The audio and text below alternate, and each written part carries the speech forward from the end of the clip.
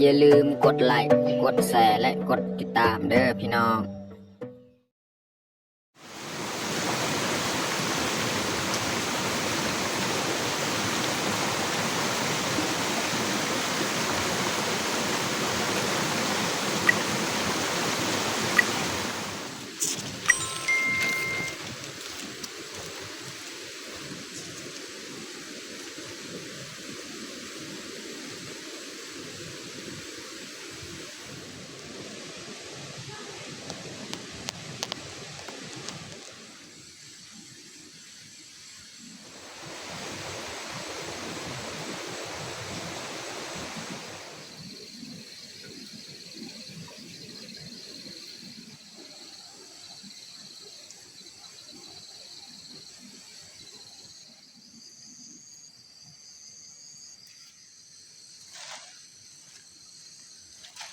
ครับสบายดีแล้วก็สวัสดีเบิร์ดสู่ผู้สุคนยินดีต้อนรับเข้าสู่สองบ่าวยืงวันนี้ก็พาเมียเข้าให้ก็คือเขาสีเข้าไปก้าในประกาศในส่วนที่เขาพุดเขาจูดมานั่นแหละเพราะว่าวันนี้ก็เป็นยังบ่ได้เพราะว่าฝนตก3 มื้อแหละเพราะว่าช่วงนี้นี่เขาว่าพายุเข้าแต่วันที่23-28พายุจะเข้าในประเทศลาวเขาว่าฝนตกเอาเฮ็ดยังกับบ่ได้แต่มื้อนี้เขาก็สิไปกาในประกาศแล้วก็หลังจากกาแล้วเขาก็สิเก็บพืชผักแล้วจึงค่อยกลับบ้านเฮ็ดกินอยากอยู่บ้านเนาะแต่ว่าเขากาอันนี้ก็บ่ฮู้ว่ามันสิแตกหน่อแนวใดเพราะว่าฝนตกยานมันบ่แตกนึงมาก็เขาใส่ยามันก็ละลายเนาะเขาใส่ยาใส่เม็ดกาดหั่นถ้าว่าเฮาบ่ใส่ก็ญาติมีแนวเอามากินเนาะแต่ว่าจังได๋เฮาก็ต้องใส่ไปเนาะถึงว่าฝนจะตกอันนี้ก็เฮามาแต่บ้านก็ฝนตกอันนี้ก็ยังฝนปล่อยเพราะว่าฝนตกตลอด3-4 มื้อ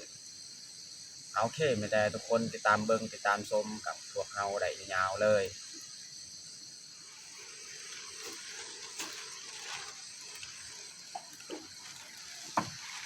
ข้าวของเฮานี่ก็ลบก็มี FC บางคนว่าให้5 ตอกแล้วก็มามัดแล้วก็ใส่ลักสักลักไว้แต่ว่ามันก็ลายนี่ก็บ่ไหวอีกเขาจะมาเฮ็ดแบบนั้นก็บ่ไหวเพราะว่ามันลายนี่มันลบซ้ำๆสิแล้วเนาะพูดทางนี้ไปพูดลมเบิดเนาะ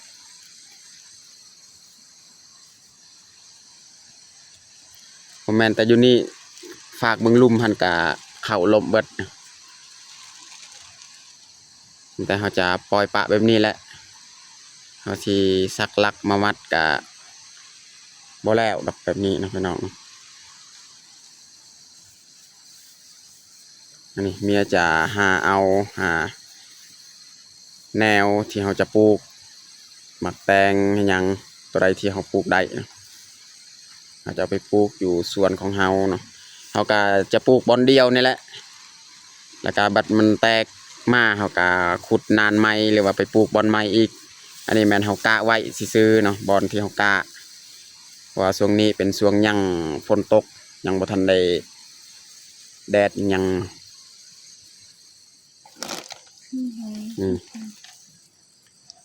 ไหนแนวกินมากมีลายนี่ไรที่เขาปลูกได้เอามาปลูกเลยเนาะแต่ว่าพื้นที่บอนเขาจะปลูกมันกับค่อนข้างบ่หลายพี่น้องเขาสิปลูกผักกาดหมักแตงยังแหละประมาณนั้นแหละคือว่านี่ในหอมปอมนี่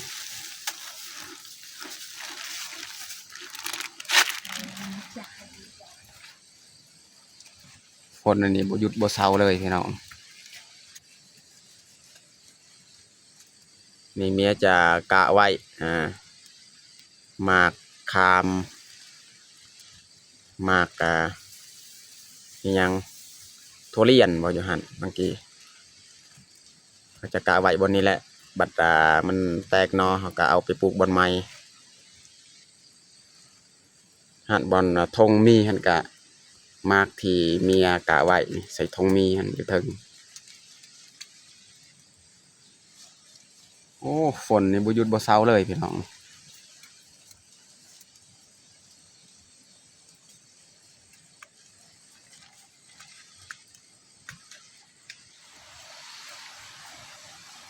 นี่เขาก็ออกไปกะเลยถ้ามันกะบ่หยุดบ่เซาฝนนี่ตกตลอดเลยเอาฝ้าไปกะแล้วก็ฝ้าไปเก็บพืชผักจังหน่อยเนาะแล้วจึงค่อยกลับบ้านนี่ฝนตกบ่หยุดบ่เซา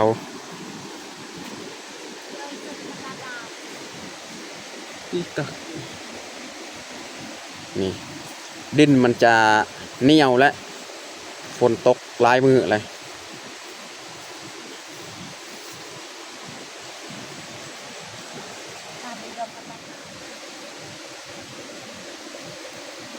เขากาเลยอ่าน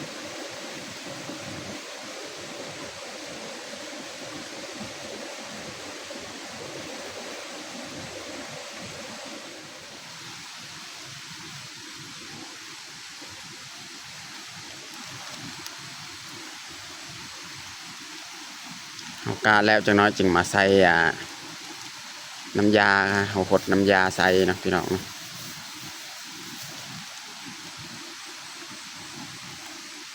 นี่น้ำยาในกระปุกพี่น้องเขาผสมใส่น้ำนี่ใส่กระสัวนี่แล้วก็มาหดจังน้อยเนาะบอลที่เขากานี่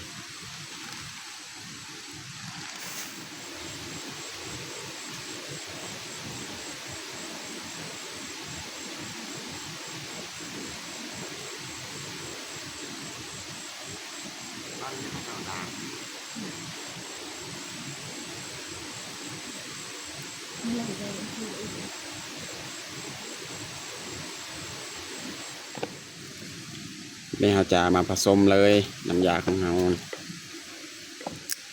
เทใส่ประมาณนี้แหละ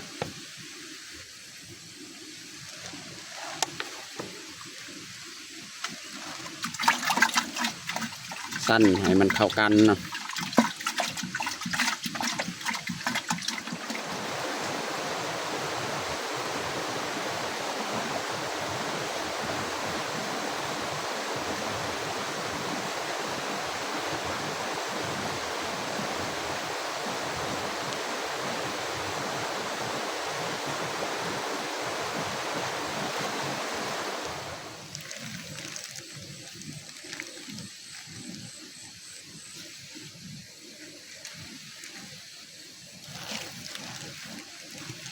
อันนี้เมียจะกาผักกาดซอมดอกเนาะ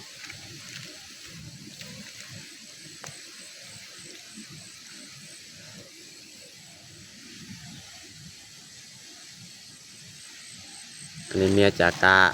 ในหอมปอมเนาะจะเสียบเป็นหูเอาแล้วก็ปอนเม็ดของมันลงเข้าหูเลย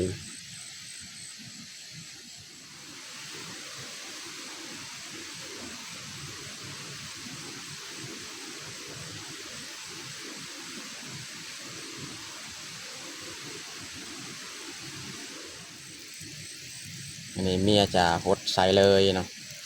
หลังจากเขากาแล้วก็จะหดใส่น้ำยาที่เขาผสมมากินแล้ว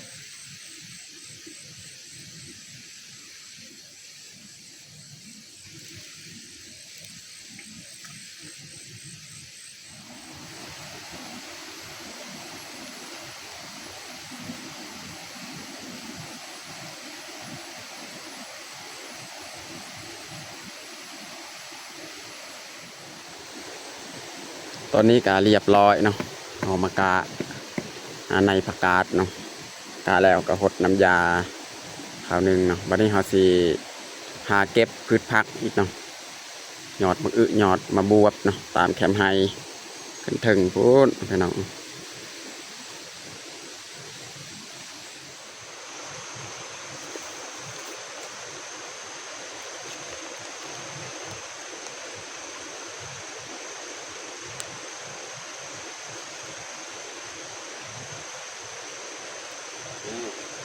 เป็นขบวน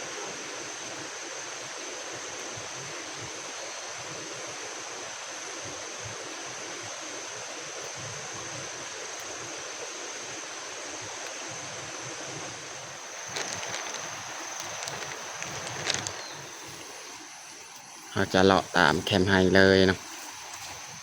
นี่เขาของเฮานี่แนวตัวนี้นี่เตืองแล้วถึงทันยัง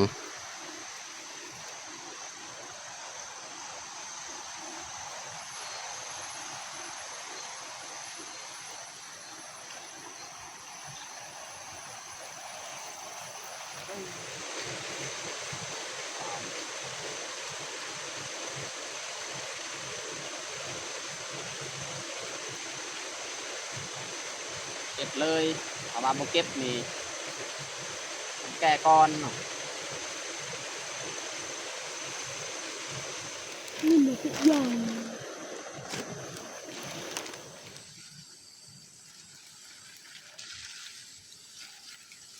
เมียเก็บมะเขือ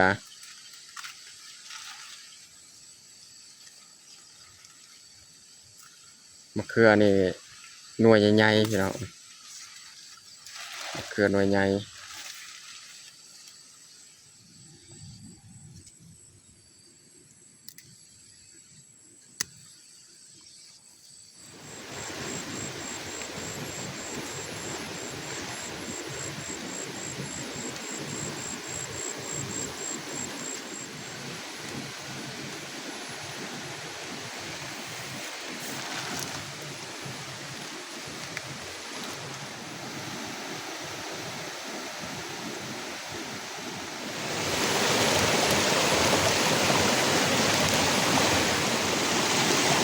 เมียเก็บผักกูดพี่น้องเก็บอยู่บอนห้วยเลยนะนี่เขากาสีกลับเลยเราจะบอกเข้าในกระตูบกลับบ้านเลยนี่พี่น้องพูดงาม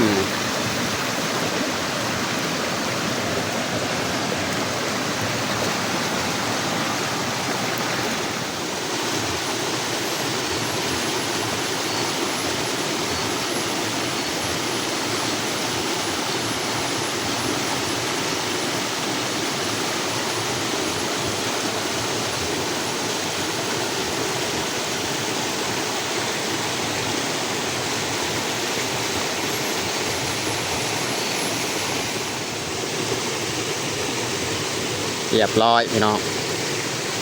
กลับบ้านเลยแบบนี้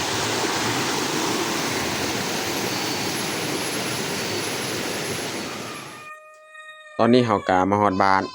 เมียจะเอาออกพืชผักที่เขาเก็บมากินและสิมาเฮ็ดอาหารกิน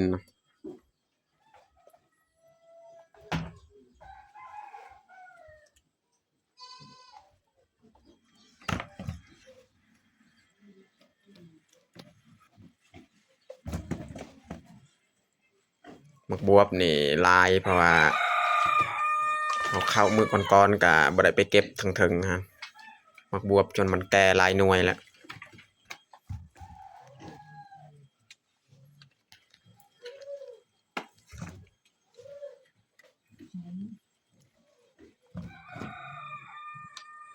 มีเมียจ่าแบง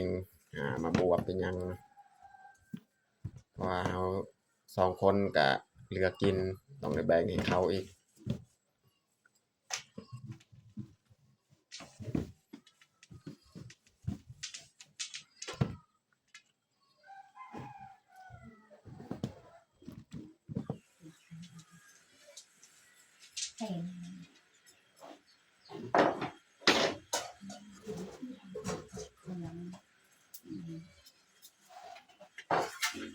นี่เขาจะเอา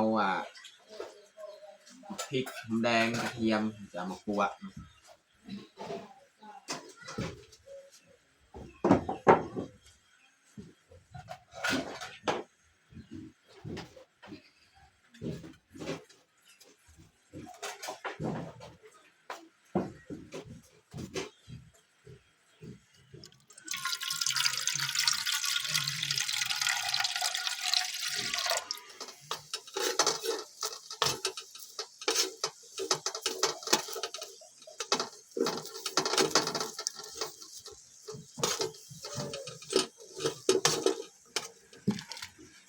ใส่มะพริกกระเทียมหอมแดงแล้วก็ขิงเนาะ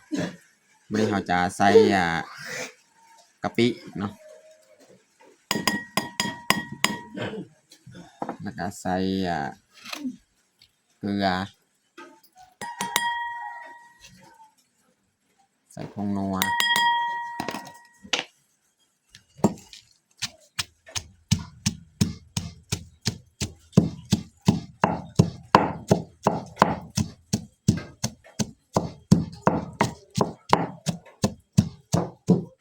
เมียจะเอา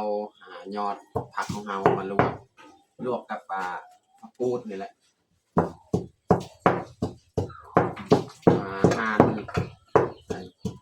หั่นการกินของเรานี่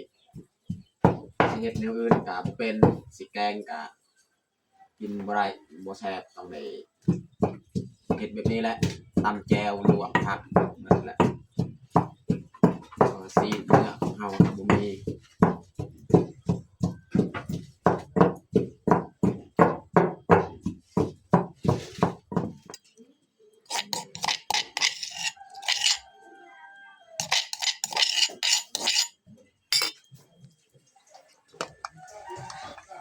บัดนี้เราจะใส่ผักกูดอีกนะพี่น้องเนาะ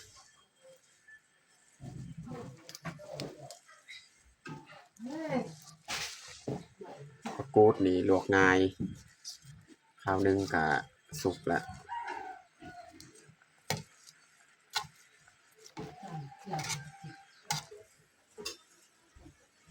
คนอันนี้ก็ตกเลยบ่หยุดบ่เซาเลย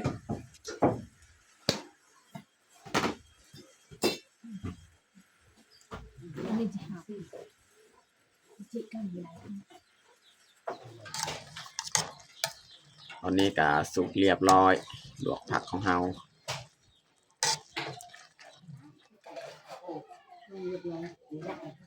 มีเมียจะปรุงเลย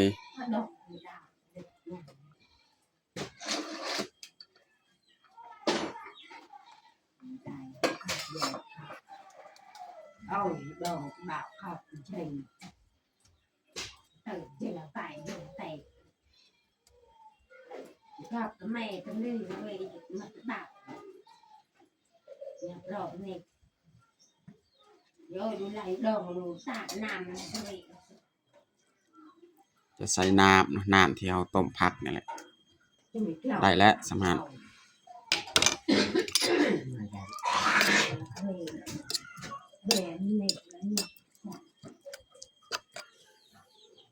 ตอนนี้ก็เรียบร้อยเราแต่งข้าวของเราลวกผักของเราก็คือยอดมักบวบแล้วก็ผักกูดเนาะกับแจ่วกะปิพี่น้องเนาะ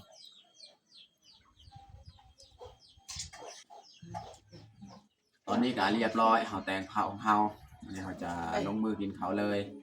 เอามาทุกคนมากินข้าวเที่ยงกันอาหารการกินก็อึดยากจับแจวแต่ละมือ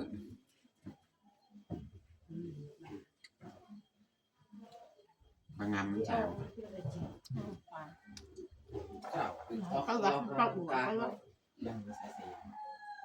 ใส่เส้นเดียวกันให้กูจานแบบกูแบบงาน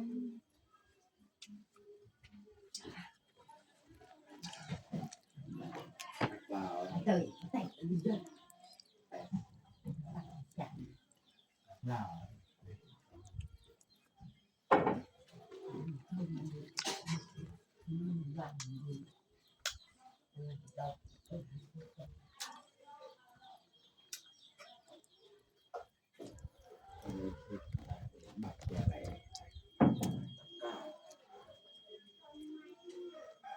ให้เปรี้ยวเนาะอย่างเราจะเปรี้ยวเยอะให้โย่ตาม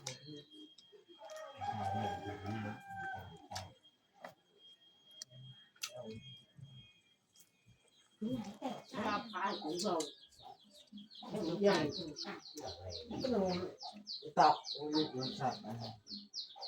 มีระวังตับเลยแล้วตับเอา rảnh tí này đi cứ vào đâu bạn em cái cái được kịp này được ồ rồi Cái này cái giỏ đỏ đây mặc cái lồng còn bây giờ đập tên nhá đạp đi đó